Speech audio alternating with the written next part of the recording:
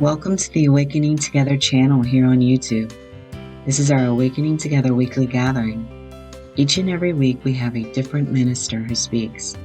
If you'd like to attend our services live, please visit our website awakening-together.org. Click on Online Sanctuary on the main menu. Then, How to Enter the Sanctuary. Our services are held Sundays at 10:15 a.m. Eastern Time. We'd love to see you in the sanctuary. All right. Hey, everybody. Welcome to our weekly gathering this beautiful morning. Oh, yeah, that means it's my turn to talk again, doesn't it? Oh, yeah. Okay. So again, welcome to our weekly gathering this morning. The name of the homily this morning is Unconditional Love is Obtainable, with emphasis on the is. The statement of purpose that I selected for today's weekly gathering, typically when we select a statement of purpose, we select either the statement of purpose for Awakening Together or we select one of our core values. But every now and then I actually feel to select the paragraph that is above that on our website, which is really kind of an introductory paragraph to who Awakening Together is. And that was the paragraph I felt to select for today's weekly gathering. So our statement of purpose for today's weekly gathering is: Awakening Together is a universal assembly of peers dedicated to recognizing and embracing universal wisdom, regardless of the form in which it appears. We are also dedicated to recognizing the ways we deny universal wisdom by adopting personal beliefs and biases. We want to recognize these limitations. I repeat, we want to recognize these limitations so we can free ourselves from them and open to the continuous flow of universal wisdom. So that is our statement of purpose for today's homily. But before I get started on that, as you guys know, we always do the announcements at the beginning of the service. I'll just tell you that when we were preparing Awakening Together to be a church, there was a lot of things we had to do. And one of them was plan an order of service. It's one of the things the IRS looks for to see if you're a church, that you have a consistent order of service. And that's why we have one. And a lot of churches actually put announcements at the end of the service so that when people walk away, they have those announcements in their memory, like, this is when the next class is, this is when this is.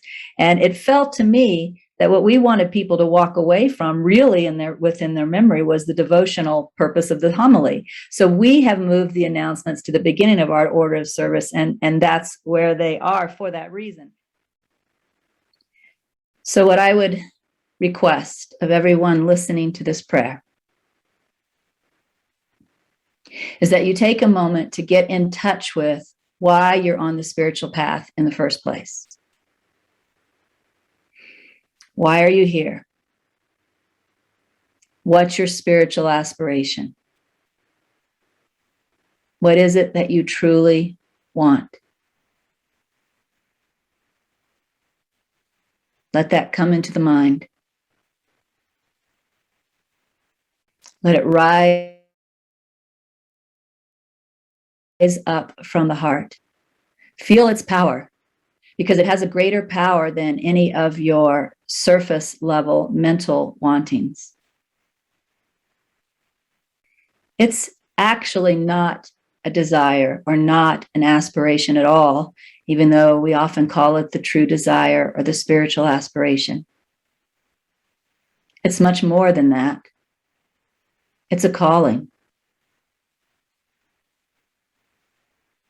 And it's a calling that means a lot to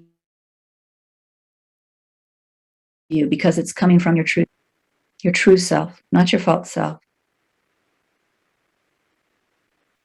So my prayer today is that we all just be in touch with that calling as we listen to today's reading and today's homily. Be in touch with the fact that you are called. Be in touch with the realization that you want to answer that call. Yes, there's distraction, ego that has other interests. Yes, there's resistance. But right now, be in touch with the truth. You're called, and what you really want is to answer that call. And that is my prayer for each and every one of us. Amen. So now we'll shift into the reading. Yvonne Unger has agreed to be the reader today. She's going to read from NTI, 1 Corinthians, chapters 12 and 13. Thank you, Yvonne. Thank you. Yeah, happy Sunday, everyone. And I'm going to read. Judgment is the tool of illusion. So as long as you desire illusion, judgment is a tool you will hold dear. If you do not want illusion, do not work with this tool. For as you work with it, you build the illusion you think you want, but do not want. Watch your mind to the subtle judgments that you make. Watch your mind for its wishes, for each wish signals a judgment has been made. For wherever there is a wish, there has been a judgment. And wherever there has been a judgment, there has been a wish. Illusion is a trick you have made on yourself because you wanted the experience to be real. You judged that you wanted something different. You wished for something different. Then you judged it had been made real. In this way, everything you made for yourself. The experience you made is your experience now, because you continue to make it so. It is now that matters, because it is now that makes now. So your subtle judgments must be seen. This is why I ask you to see the world as one song or as one script. It is so you will not break it into parts to judge. One song is a whole, perfect at its finish. One script cannot be broken apart. When you look at your brothers, you see separate parts. But this must mean that you are not looking with me. For I do not see separate parts of one thing. When I look, I only see the whole. When you look with me, there is nothing to judge, for everything works for the healing of one mind. There is no error and there is no mistake. There isn't one single flaw. There is only a mind listening to itself and recognizing which self is true. It is an awakening, a growing recognition, and it is perfect in every way. When you look on the world and seem to see differences, remember you are not looking with me. Surrender your sight because you do not want it now.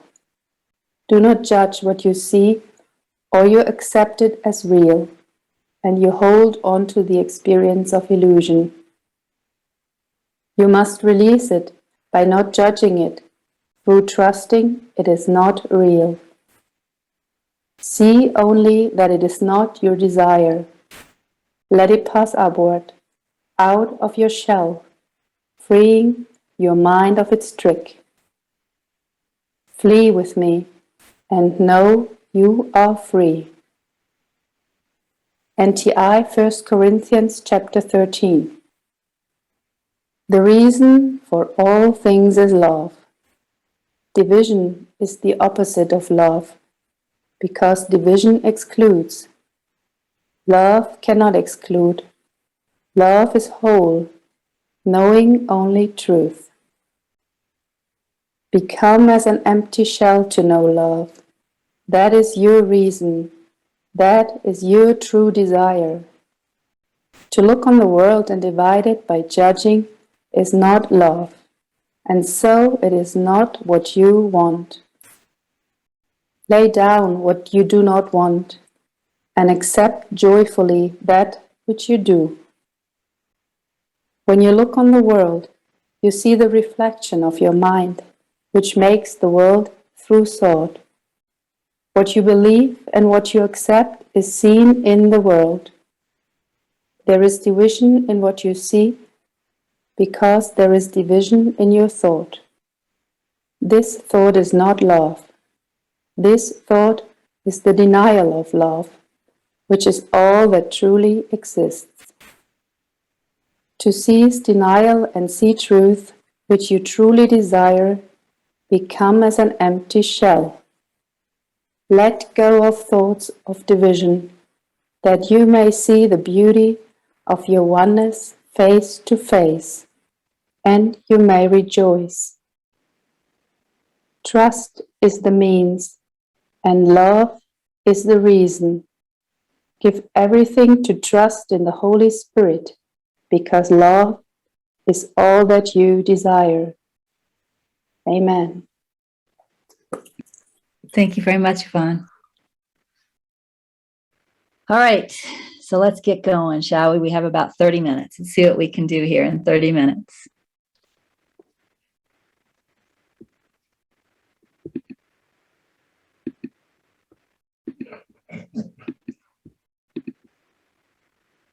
All right.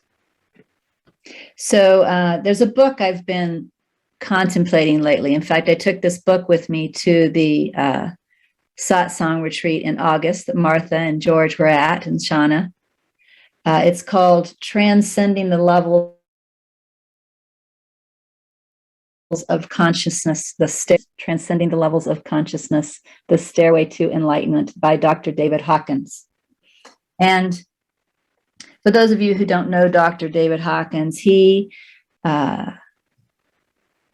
divides the levels of consciousness into different levels, beginning at level 0 and going all the way up to level 1000. And he actually says that awakening is level 600. And I don't really want anybody to take any of that too seriously. I'm just sharing this in order to set the stage. There's some things that need to be taken lightly, and this needs to be taken lightly. However, as I mentioned, he defines enlightenment as level 600. The level right before enlightenment, he calls unconditional love, joy, and ecstasy. And some people would already call this level enlightenment or awakening. So that's why I said you want to take some of this stuff a little bit lightly. Unconditional love, joy, and ecstasy. But the numbers that he applies to this are 540 to 599. So you can see that if 600 is the level of enlightening, if that's true, this is the level just before. As far as consciousness goes, it is a pretty high level, whether you call it enlightenment, whether you don't.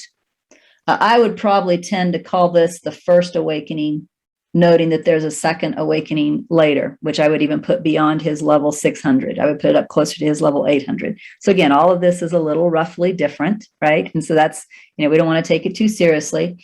But regardless of whether you call this a first awakening, you call this enlightenment, you call this almost awakening, it's pretty high. So I want to share a little bit with you about this level, unconditional love, joy, and ecstasy, which he calls levels 540 to 599. He says, as love becomes increasingly unconditional, it begins to be experienced as inner joy. And I can actually validate that. In fact, some of you may have heard me say at one time or another, I no longer see a difference between love and joy, right? To me, they're one thing now. So as love becomes increasingly unconditional, it begins to be experienced as inner joy. This inner joy is a constant accompaniment to all activities. Joy arises from within each moment of existence rather than from any outer source. And I know this is something a lot of people aspire to spiritually, like they really want to know this joy that is constant, that is all of the time, regardless of circumstances. He says a person at this level has a capacity for enormous patience and the persistence of a positive attitude, even in the face of prolonged adversity. And he also says the hallmark of this state is compassion. He says at this level, the world one sees is illumined by exquisite beauty and the perfection of creation. Everything happens effortlessly by synchronicity. I know a lot of people really aspire to that, having the effort in the past, right? Everything happens effortlessly by synchronicity, and one sees the world and everything in it to be an expression of love and divinity. A lot of people aspire to that too. They really genuinely want to see everything as an expression of love and divinity. And he says the individual will has merged into the divine will. And then he says, which I agree with this next statement, unconditional love is the goal of the majority of the spiritually committed people, and especially of serious spiritual devotees and aspirants. And I think one reason unconditional love is the goal is to be honest, that's the highest the mind can imagine. The stages beyond that, 600 and above, the mind can't imagine. So if you have not yet crossed over into 600, gone beyond mind, then your spiritual aspiration aspires for the highest thing mind can imagine, which is this particular level. So unconditional love is the goal of the majority of spiritually committed people, and especially of serious spiritual devotees and aspirants. Now listen to this, but don't get disheartened too quickly. All right. This turns into very exciting news. But first, let's listen to this. In the world's overall population, this level is reached by 0.4% of the populace. Right? In the overall population, this level is reached by not 1%, not 4%, 0.4% of the populace. But now listen to the next sentence. Are you ready? However, unconditional love is a practical and reachable goal, and not just an idealized, wishful condition for those who seriously choose it as an inspirational and devotional goal. Again, in spite of the fact that only 0.4% of the people reach it, for those who seriously choose it as an inspirational and devotional goal, he calls it practical and reachable. Think about that for a moment. You know, why do only 0.4% of the populace reach this goal? Well, do you think the majority of the people in the world have this as a goal? Do you think the majority of the people of the world commit themselves to this as a goal? So this means that if you have unconditional love as a goal, and if you commit yourself to this as a goal, your chances of achieving this goal become much, much greater in spite of the low number of people overall that achieve it. And then listen to this, it gets even more exciting. Are you ready? In highly motivated, spiritually disciplined groups. Oh my God, are you guys ready for this? In highly motivated, spiritually disciplined groups, approximately 50 to 55% of the people can reach the goal of unconditional love. That's exciting. You know, that's exciting. In highly motivated, spiritually disciplined groups, approximately 50 to 55% of the people in the group reach the goal of unconditional love. So I feel, and you know, in my last homily, I said that Awakening Together wasn't actually founded by Regina Akers, in spite of the appearance. I said that Awakening Together was actually founded by the right mind of consciousness.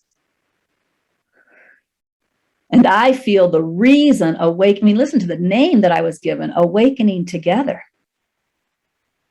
The reason this organization was founded was so we could be that spiritually disciplined group that assists such a large number of its members to reach this high level of consciousness. So the question is, how do we be that? And when I say be, I'm using both present tense, so we could say, how are we being that? But also future tense, like, how can we maintain being that? What else can we do? How do we, for as long as Awakening Together exists, be that spiritually disciplined group that enables about 50 to 55% of its members, which is very high, to achieve this level that is also very high and is the aspiration of nearly all spiritual students. Well, he has some tips, and I'll share those tips. He mentions that one of the things that a group can do in order to reach this high level is closely follow the teachings of a very advanced primary teacher. Now, that's interesting because we appear not to do that in Awakening Together. This wasn't based on a particular body and following the teachings of that body like a lot of organizations are. In fact, that's where we differ. But at the same time, I say we do this. And I want to show you how. I want to show you how we do this. And this is really important. This isn't just a comment. This is really important because we need to continue to do this, as we move forward and not slip away from it.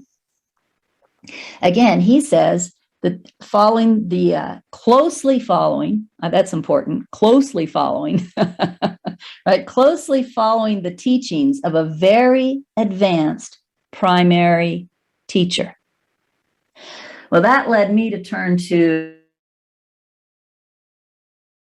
an old book of mine, copy though. Shauna gave me this one, but it's a very old book. One of the first spiritual books I ever read. A Course in Miracles, turning to the Manual for Teachers, Section 12. How many teachers of God are needed to save the world? Some of you guys know this. You already know the answer, right? You can show me on your fingers. What's the answer? Just show me. Yeah, 1. Everybody knows the answer to this. The answer to this question is 1. 1 wholly perfect teacher whose learning is complete suffices.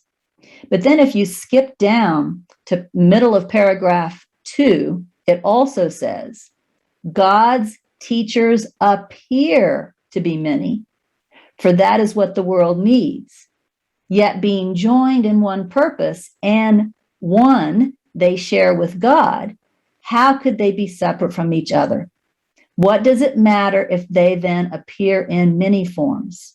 Their minds are one, their joining is complete, and God works through them now as one, for that is what they are. So here's how we can continue to be this disciplined group that helps people awaken to this high level of consciousness. And here's how we can screw that up. I really want to look at both of them, okay? I mean, seriously, it's important for us. So he recommends closely following the teachings of one very advanced primary teacher. Well, I say A Course in Miracles is also saying there's only one. You guys all raised your finger. There's only one. It appears to be many. So what this means is the teachers that we bring to Awakening Together, the teachers whose books we contemplate, right? We need to make sure they're that one. There are teachers out there who are spiritual and are not that one. So some examples of things that are not pure. And you can see this is why I want you to take true discernment. Maybe you're already seeing it already, okay? Things that are not pure. If I was to tell you that this statue had a very special power, it came from a very special rock, and that it would be really helpful to you to hold a statue like this, and I can tell you where to get one. You have to travel to India. This wonderful man named Shiva makes them. So you have to travel to India and buy it from Shiva. But if you buy one of these statues from Shiva and you hold it, near your heart as you meditate. It has a very special power, and it will accelerate your meditation. Anything like that is not true, right? If I tell you that you have to give all of your money to the organization, everybody has to move to La Vida. You have to live in La Vida, give all of your money to the organization, right? And then you'll be in this inner circle, and in this inner circle, this is going to put you on the fast path. That's not true. I could go on and on and on and on. If I start talking about all the different, how can I say this? Because, he's talking about levels of consciousness, but actually his teaching is very pure. Even though I say take some of it lightly, his teaching is quite pure. But there are some teachings about the different levels of consciousness that you have to attain that are actually very impure. They're spiritual ego. So I don't know how to distinguish between them just sitting here quickly. But if we want to be that spiritually disciplined group, we need to make sure the teachings that we are studying and that we are sharing and that we are bringing to Awakening Together come from that one teacher. All right? If we start studying other teachings, which, can be quite entertaining and they apply to the spiritual ego, we are not going to be that disciplined group. You see, the discipline is staying with the purity. Do you understand? That's the discipline.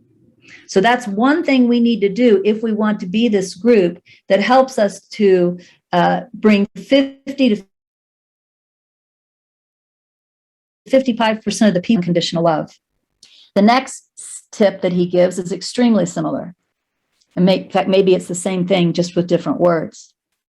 The serious spiritual student benefits by seeking literature and teachings of verifiably high calibrations and avoiding questionable diversions from the path, which are innately merely amusements of the astral origin.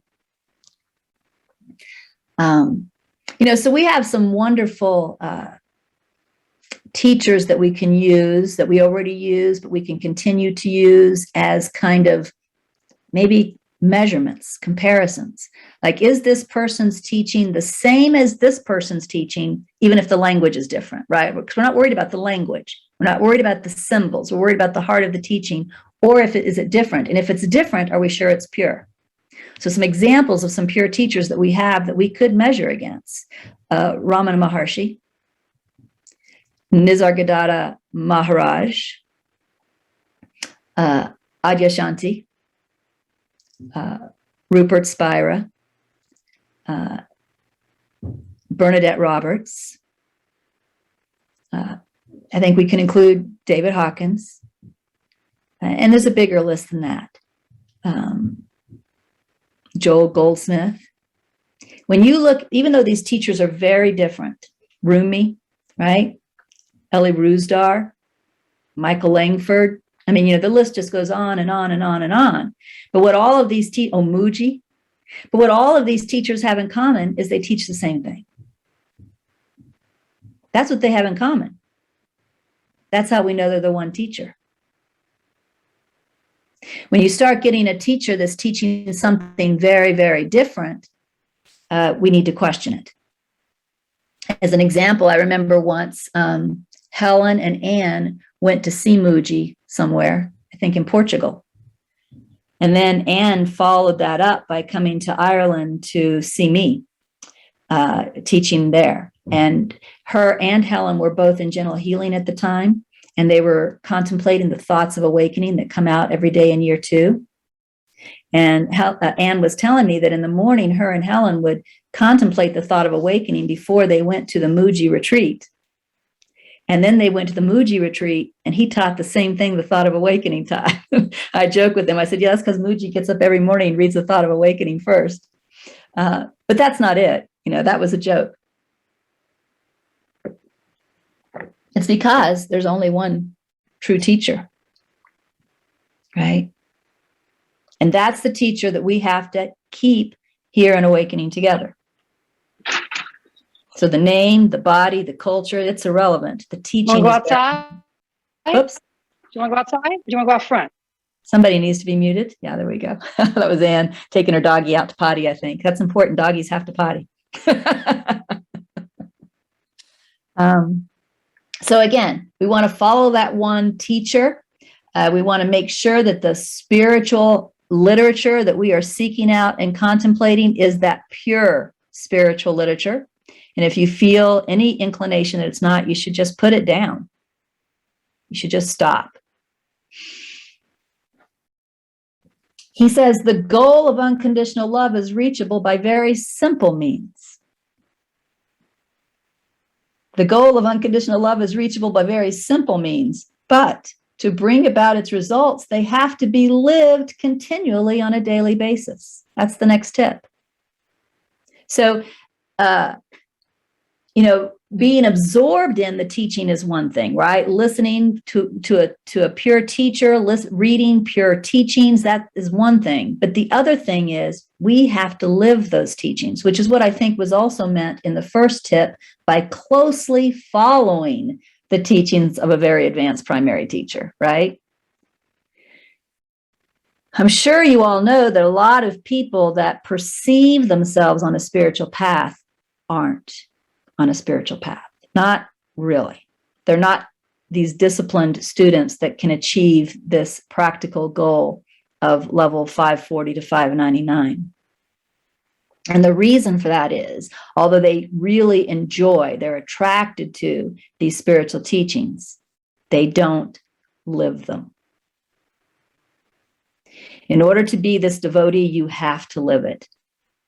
When the ego comes into your mind, and I know it does, I mean, it does. When the ego comes into your mind about, figure this out, make this your way, control this, judge this person, whatever the ego is doing, you have to abstain from that. You have to be like in that scene in Revolver when Jake Green is at the foot of the bed and the ego is loud as hell in his mind. And he doesn't do anything the ego says. He follows the silent voice that you don't even hear in that scene. You don't even hear that silent voice. He follows that silent voice that's telling him what to do. He calls this simple. I'll say it is simple. Maybe not always easy, because the ego can be quite convincing sometimes. I've told you all many times that, one of the lines that Peace Pilgrim shared that was extremely helpful to me was she said that the ego always knows the weakest spot in your armor. Well, that's because the ego built the weakest spots in your armor. The ego knows if your weakness is your children, if your weakness is money and security, if your weakness is a nice house to live in, if your weakness is how other people think about you, if your weakness is whatever. The ego knows what your weakness is. And I assure you, I mean, I promise this with all of my heart, that as you attempt to move forward as the truly devoted spiritual student, the ego is going to try to pull you off of that path by the other thing that's most important to you, whatever that is. I promise. And it takes a lot of discipline, a lot of remembering of what you truly want, a lot of devotion, a lot of prayer in order to stay in touch with the spiritual energy, which the Course calls the Holy Spirit, that will enable you to transcend that other thing that you really, really want. Right? So it's simple because it's actually rather simple to learn the difference between the ego and the inner calling. But simple does not mean easy. You have to be committed. You have to really know what you want. But the goal of unconditional love is reachable by very simple means. But to bring about results, they have to be lived continually on a daily basis. He says, unconditional love is a condition and quality of being with oneself in the world that arises and emerges by virtue of serious commitment to the spiritual principles of willingness and surrender. It's a way of being with oneself. I've always found that super important. I don't know if I ever said it. I lived it without having the words that he has put to it. When you are deeply committed to the spiritual path, it has nothing to do with anybody else. It sounds selfish. I think it was in The Way of Mastery where I heard the term divine selfishness. When you are on the spiritual path, you are, in spite of this community waking together, in spite of any community that assists you, your primary focus is walking alone. You have to give attention to yourself, to what's going on in your mind, in your heart, what choices you are making, what words you are speaking all of the time. And you cannot do that if your attention gets pulled out. So even though you still appear to be with other people, right? You appear to be acting in the world in the same way they are, maybe. Hopefully you appear to be acting a little differently. What's very, very different between you and them is their attention is out. Your attention is in. You are walking with yourself in this world. I honestly do not know of any other way to do this. As soon as your attention goes out to what other people are doing, to what's happening in the world, to what other people are thinking, to what other people think of me, you've left the spiritual path. You've gone back into the world. So this is a way of being with oneself in the world, right? You're being with oneself in the world. And then he also uses the words by virtue of serious commitment to the spiritual principles of willingness. He says to surrender. I'm going to say willingness and surrender. Right? Commitment to willingness and surrender. And what NTI 1 Corinthians chapter 13 throws into that, which I think we can also include, is trust. I think you need trust. Willingness, surrender, trust. You need to be committed to those principles. Willingness, of course, that's willingness for whatever God brings you on this path of awakening. Surrender to God's will instead of your individual will. And trust in truth, because in the mind somewhere you have a belief that the truth is not true. Right? Willingness, surrender, and trust. And then he also says you have to be willing to let go of the obstacles, which was in this thing I read, that this is part of our statement of purpose. We are also dedicated to recognizing the ways we deny universal wisdom by adopting personal beliefs and biases, right? He says you have to let go of these obstacles, which are actually egoic payoffs. In other words, you think you're getting something from it. And he says often that's unconscious. You have to let go of these egoic payoffs that are often unconscious. And he lists some of these payoffs. Listen to them. You're going to recognize them. I know you will. One of the egoic payoffs is the feeling of being right. Another egoic payoff is gaining or getting. Another egoic payoff is winning.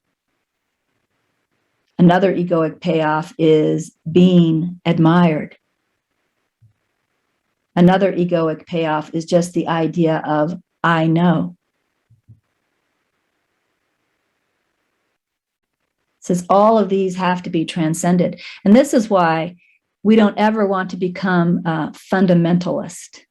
It's kind of an interesting line to walk. If you really go back and look at our core values and contemplate our core values, you know, the first couple of core values really focus on how everybody's on their own path and everybody has their own spiritual intuition, and we allow that.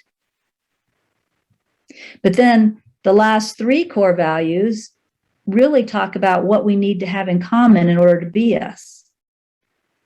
One is that we believe in this one true self, which is non-dual, forever existing, no beginning, no end. The other is that we never become fundamentalist about a particular spiritual path. We use anything that God gives us to use, that our intuition gives us to use, for as long as we use it, for as long as it's helpful to us, and then we surrender it and we move on when we're guided to surrender it and move on. Whereas NTI Revelation chapter 1 says, we continue letting go until there's nothing left to let go of. So even everything that God gives eventually has to be let go. It all has a temporary place. And then the last core value is that we be with the world by allowing the world to be as it is, knowing it's temporary, while we stay focused on the changeless self.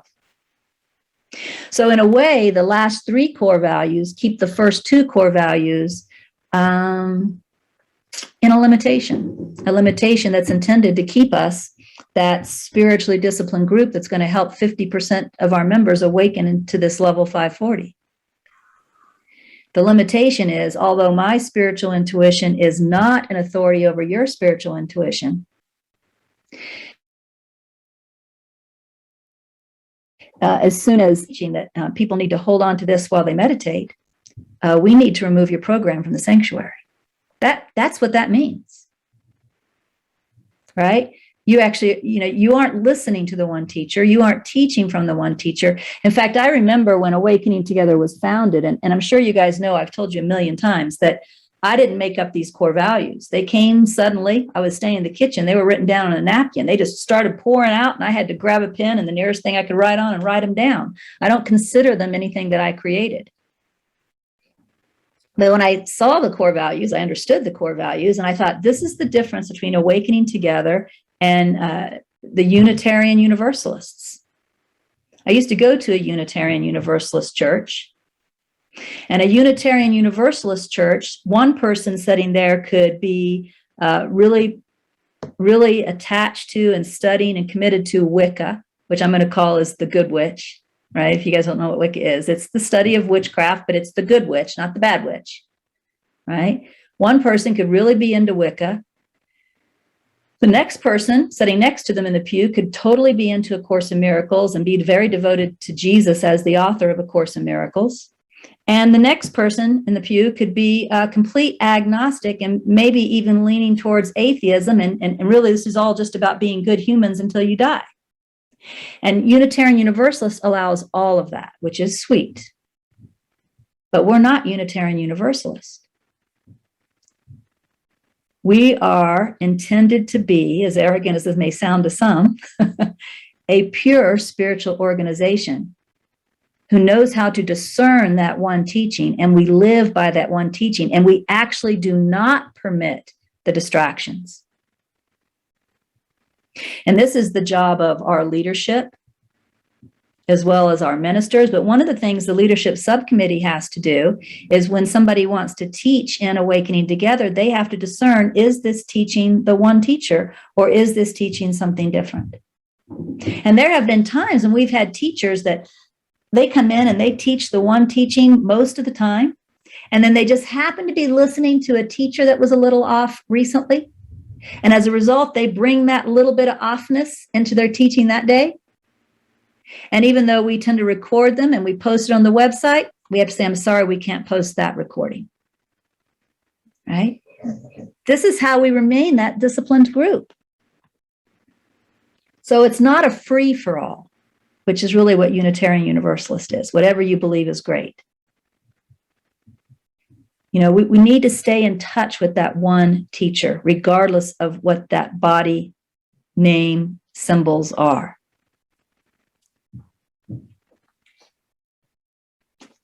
I think that's all that I really highlighted to say, and that's good because we're about out of time.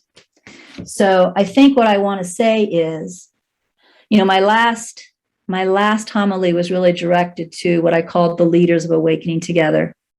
This homily is directed to the leaders and the members, because I think we are all a part of keeping Awakening Together, that pure organization with that pure one teaching that it was meant to be. And this, again, is why I invite everyone to sign up for True Discernment, even if you don't want to go any further, right? As we all remain as pure as we can be, this organization is then that strong, disciplined organization that helps 50 to 55% of its members, and who knows, maybe more. That's just his number from his book, awaken to this level that only 0.4% of the entire population awakens to. This, again, I say this is why we're called awakening together. We're all assisting each other, but we assist each other by each one of us being as pure as we can, right? We're walking with ourself in the world, right? By me being as pure as I can, I assist you. And by you being as pure as you can, you assist me. And again, I just want to say for the record, I know some of what I said last week was for the record. I just want to say for the record that this is not a free-for-all organization. And there may be times that the leadership needs to cut a particular program, cut a particular teaching, cut a particular voice because it's pointing in the wrong direction. And our job is to stay pure. Right now, I don't have anybody in mind in case you're worried I'm talking about you. All right. So with that said, I think I forgot to play the opening song, but that's okay. We didn't have time for it. Anyway, let me pick which of the three lovely songs I want to play. Or do you want to pick? Which one do you have ready to go? It doesn't matter to you? Okay. So tell you what, let's go ahead and play, Oh My Love by John Lennon. Yeah, thank you. And that was a different song, but that's okay. I wasn't that, But I'll tell you what, if we end up having time for another song, which I don't know if we will, we'll do Love Changes Everything by Andrew Lloyd Webber. But let's see if we have time for another song. Sino did post that as a church, our primary form of income is donation. So if you would like to donate, please do. And then she has provided a link. Thank you, Sino. So does anybody want to say anything?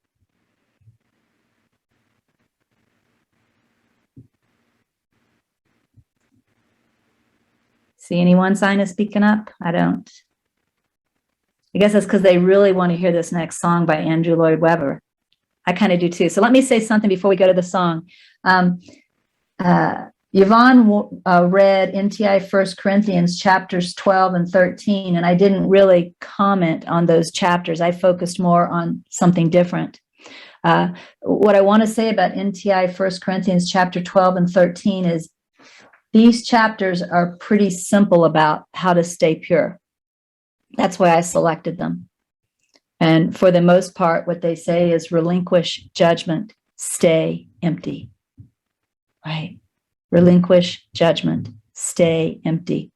So if you want to, you could go back and read NTI 1 Corinthians chapter 12 and 13 on your own a little later. I also want to tell you a real quick story. One of the things that chapter 13 talks about is how everything is love. And if you see things differently, you're not seeing through the vision of spiritual truth. On Friday, I was sick. I was pretty sick. I had a severe headache and I was vomiting. And I was supposed to speak at a conference that day. Some of you all may have registered. I had to cancel. I wasn't there. And I know why I was sick. I do know. It was dehydration. The day before, I only drank one small glass of water. All of my other drinks were caffeinated, or we had some wine at dinner that wasn't caffeinated. But they were all things that actually dehydrate you. I had coffee. I had Diet Dr. Pepper. I had wine. And the funny thing about this is my body has always been very sensitive to dehydration. Therefore, I am always very focused on drinking plenty of water. In fact, even though I love Diet Dr. Pepper, I kind of make sure I drink plenty of water even before I have that first Dr. Pepper, so I know I won't be dehydrated because I know what happens to this body. So the question rose up in the mind, why, we know why you were sick. We know the cause of the sickness, right? But why, when you know better, didn't you remember to drink water the day before? And you know what the answer to that is? I don't know. The thought to drink water didn't show up in the mind. Now, you guys may not realize it, but what I see in that is the hand of the divine. You know, why, when the quote, personal self knows better, didn't she drink water? I don't know. The thought did not come into the mind that day to drink water. There in the mystery is where you find the love. See, that's the empty shell. And I have no other comments about, was I supposed to speak at the conference, not speak at the conference, any of that stuff mind would be making up. All I know is there was a perfection in this. And that's seeing love, and that comes from emptiness, from not knowing. Remember, the I know mind is the ego. All right, so let's go into this last song now called Love Changes Everything by Andrew Lloyd Webber, actually sung by Matt Woods. Thank you, everyone, for coming. I deeply appreciate spending this time with you, and I release the mic. You've been watching our online gathering. It happens weekly on Sundays at 10:15 a.m. Eastern Time. To join us live in the sanctuary, visit our website, awakening-together.org. You'll want to click on Online Sanctuary in the main menu, and then in the drop-down menu, look for How to Enter the Sanctuary. Right there at the top of the page is a clickable link. We'd love to see you in the sanctuary and join with you in fellowship. Thank you again for watching. Also, please know that if you'd like to stay connected via the Awakening Together channel here on YouTube, you can subscribe and hit the bell for more notifications. We hope to see you in the sanctuary.